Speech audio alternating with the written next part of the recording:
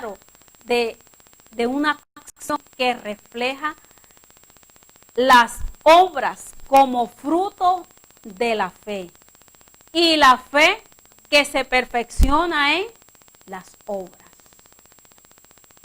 Entonces, esta relación de doble vía entre la fe y la obediencia tienen una gran importancia práctica. La fe lleva a la obediencia. La fe lleva a la obediencia. Pero la obediencia, a su vez, ¿qué le hace?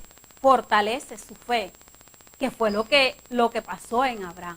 La obediencia, la fe lleva a la obediencia, pero la obediencia a su vez fortalece la fe. El que quiera hacer la voluntad de Dios conocerá si la doctrina es de Dios o si yo hablo por mi propia cuenta, dijo Jesús en cierto pasaje en el libro de Juan, capítulo 7.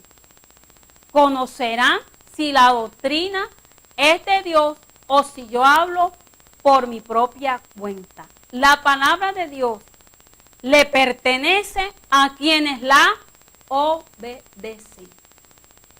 Tanto la comprensión como la fe dependen de la obediencia. Dependen de la obediencia. Esto, hermano.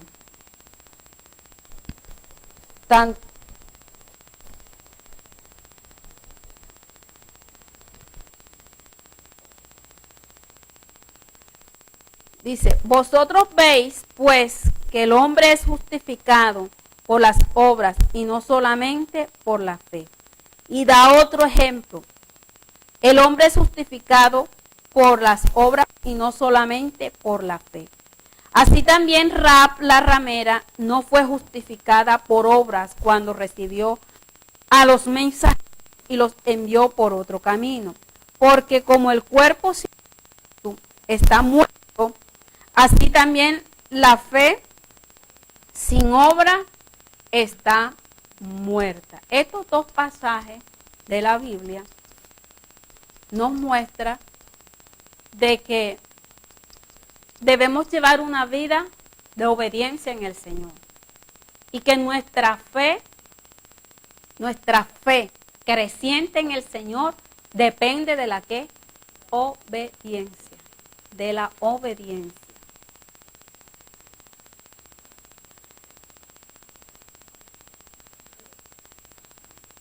Entonces, lo de Rahab, la ramera, los versículos 25 y 26 nos muestran el segundo ejemplo. Esta mujer que escondió a los dos espías de Israel, la fe de Rahab, mire aquí, la fe de esta mujer la movió. ¿A qué la movió? A arriesgar su vida para proteger a los espías hebreos que habían llegado a Jericó. Entonces, Santiago prueba aquí en el libro que las acciones que se basaron en su fe, no la forma en que vivía la fe cristiana, sino esa fe genuina que debe conducir a una vida santa, visible, honorable en el Señor. Cuando se aplica lo de Rahab, está aplicando de que Rahab, esta mujer que se le da un título que algunos escritos le dan como muy duro con respecto a la condición que ella tenía. Pero si usted se da cuenta de algo, que de esta mujer, el libro de Mateo muestra la genealogía de Jesucristo.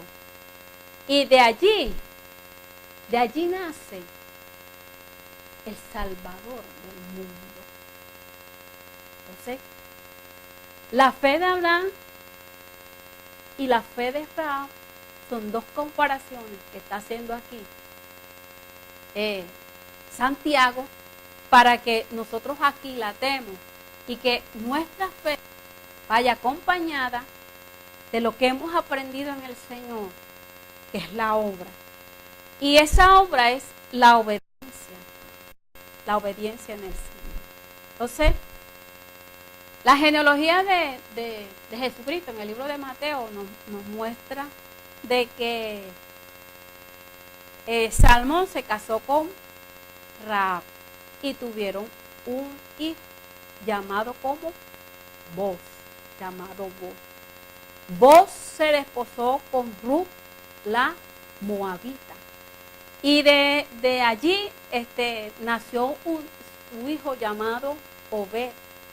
Y Obed fue el padre de Isaí. Isaí era el papá de David. Y de David es de quien desciende Jesús, el Mesías, del linaje de David. ¿Sí? Santiago concluye aquí en el versículo 26, porque como el cuerpo sin espíritu está muerto, así también la fe sin obra es muerta. Como el cuerpo sin espíritu está muerto, también la fe sin obra está muerta. Una religión externa es como un espíritu sin cuerpo, pero una fe sin una obediencia al Señor es una fe que está ¿qué? Muerta en todo el sentido. Allí concluimos el capítulo 2. Hacemos un repaso. Nos está hablando contra no ser ¿qué? Parciales. Que ese pecado, se le llama así, el pecado del esnovismo, en la iglesia no debe estar. En el creyente no debe estar. ¿Por qué? Porque no debemos nosotros clasificar ni medir por nada al creyente, sino que ser nosotros, porque el mismo Dios habla de no hacer acepción de personas, porque yo debo hacer. Y era lo que Santiago estaba aplicando en la iglesia en ese tiempo, de que habían muchos que estaban haciendo acepción de personas. Y en cuanto a la fe, de que esa fe debe ser creyente, la fe me lleva a la rendición de mi cuerpo y a mantener una vida santa. Y que esa fe de llevar unas buenas obras, que si esa fe no lleva esas buenas obras, esa fe es muerta. A través de la obediencia yo alcanzo mis logros en el Señor, como lo hizo Abraham y lo hizo esta mujer. Luego seguimos aquí en el capítulo 3. Dice, vamos a dividir el capítulo 3 igual en dos partes. Vamos a mirar un miembro tan pequeño de nuestro cuerpo, pero que causa un gran daño. Un daño mortal, así. La lengua.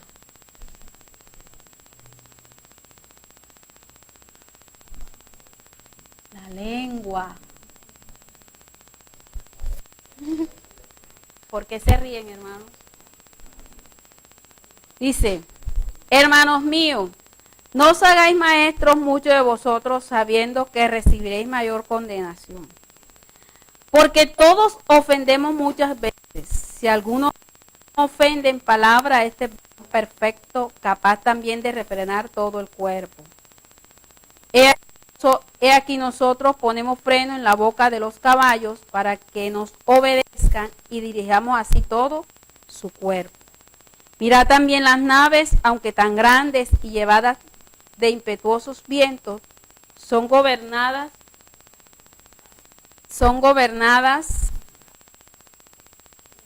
pequeño, con un muy pequeño timón por donde el que las gobierna quiere.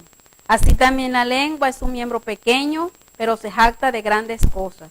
Y aquí cuán grande bosque enciende un pequeño fuego. La lengua es un fuego, un mundo de maldad. La lengua está puesta entre nosotros, entre nuestros miembros, y contamina todo el cuerpo. E inflama la rueda de la creación, y ella misma es inflamada por el infierno. Entonces, en la próxima, sí, vamos a hablar de estos dos. La lengua y la sabiduría y la clasificación que se hace allí con respecto a esa sabiduría. Entonces, damos por terminada la clase de hoy. Amén. Esperando que haya sido, hermanos, de agrado para usted, enriquecedor y para lo que estábamos haciendo, y creíamos que de pronto no era pecado. Entonces,